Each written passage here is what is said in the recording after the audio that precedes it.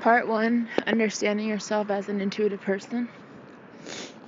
Chapter 1, The Surgeon's Prayer. It starts with a quote. And most important, have the courage to follow your heart and intuition.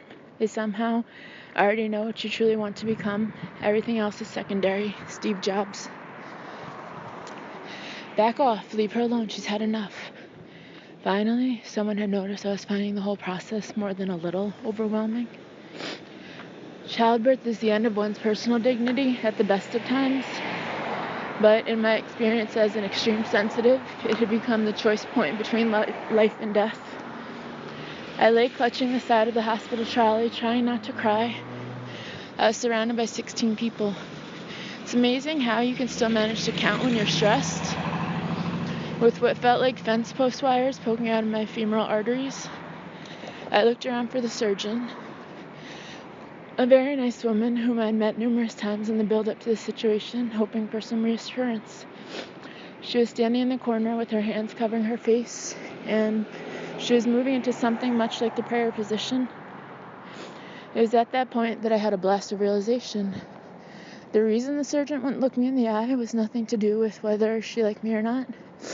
It was because she didn't want to be haunted for years to come by the eyes of the mother she couldn't be sure of saving. I lay back onto the trolley, my white-knuckled hands letting go of the sides, and said nothing.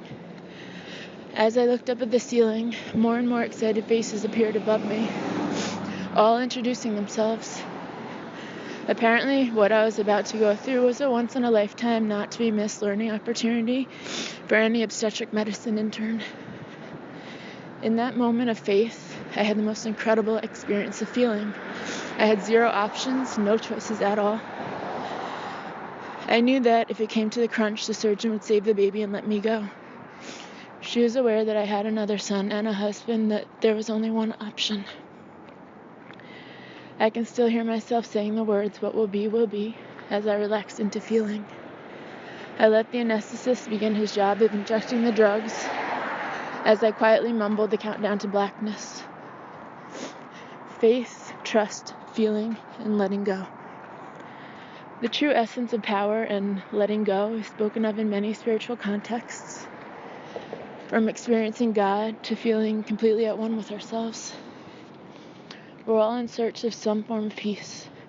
For the sensitive person, this is very obvious, and for the purely linear thinker, it's a subtle or distant thought, only present when something uncomfortable happens. My experience on the surgeon's table taught me what it really means to feel. Most of us spend our lives doing the opposite. We do anything possible to avoid feeling. Even for highly sensitive individuals, feelings are distant while emotions are forever present. We over-experience the world of other people. We take on their emotions as though they are our own, but we don't, as I discovered, as I awaited my fate, properly access how we actually feel. In my work, I speak to many troubled people. They experience trouble with work, with relationships, with their finances. I've met trouble in its many forms. In my experience, people repeat their patterns in life, no matter how they wish to change it, unless they tackle one fundamental area, their relationship with faith.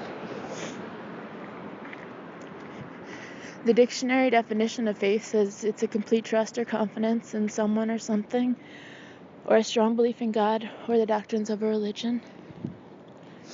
My understanding of faith in the context of deep personal development has little to do with any set doctrines or values, and everything to do with building an inner level of connection to what is a deep faith in the self.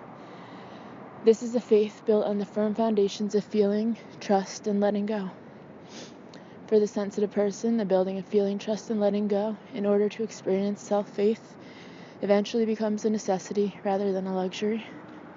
Without it, we continue to experience the world as overwhelming, emotionally painful, and at times soul-destroying, as our sensitivity directs us to hide, reject, and yet at the same time desire deep, meaningful connection, deep faith, and intuitive download.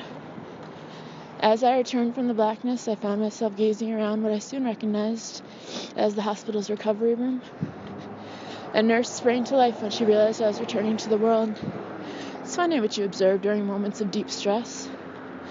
I remember the anesthetist's kindness as he gently squeezed my hand to reassure me that I'd return to the physical world.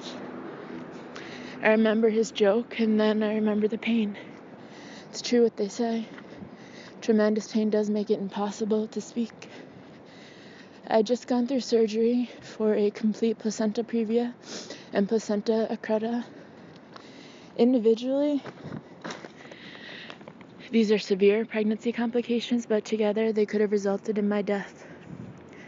My body had held on for as long as it could with my immune system under severe pressure from other complications, and it had been time to remove my son from the womb. I had known since the second scan that there was an issue. In fact, I'd known for 7 years.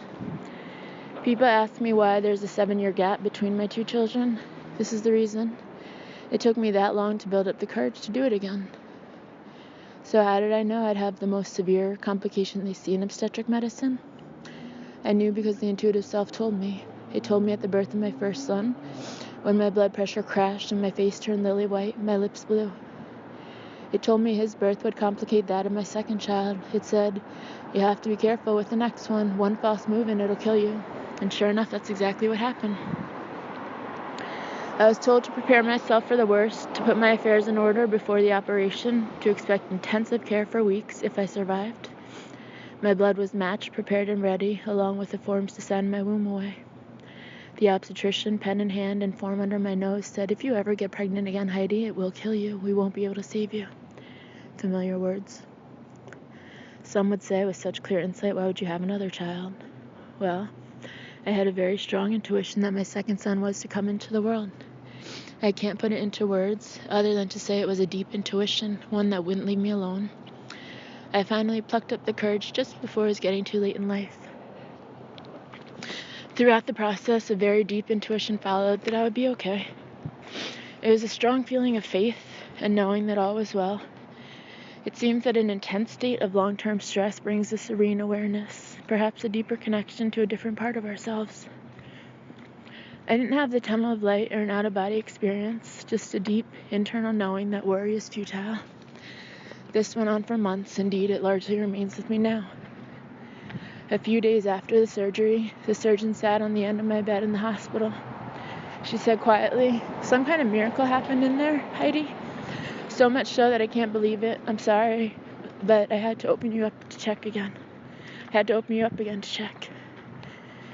She told me she'd had some kind of powerful experience of serenity and calmness as she made the incision for the surgery.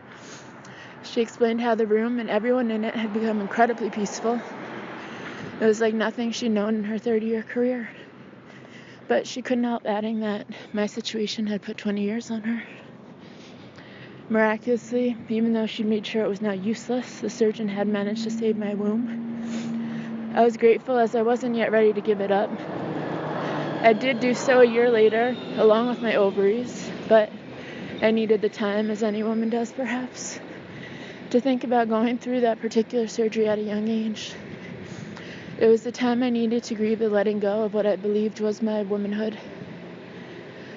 The whole process taught me that intuition is a deep faith and trust in our inner world. I learned that day to appreciate that the overworking and overpleasing part of the intuitive nature doesn't have to stay that way. It can settle into perspective. With continual inner training, intuitive sensitivity can be a blessing rather than a painful part of our deepest nature, something we should try to eliminate in order to make us quote-unquote normal. Without it, I wouldn't be alive today. That day, Halloween 2011, brought into the world a lovely little boy for whom I'm deeply grateful. He's a gentle soul with, of course, a sensitive nature.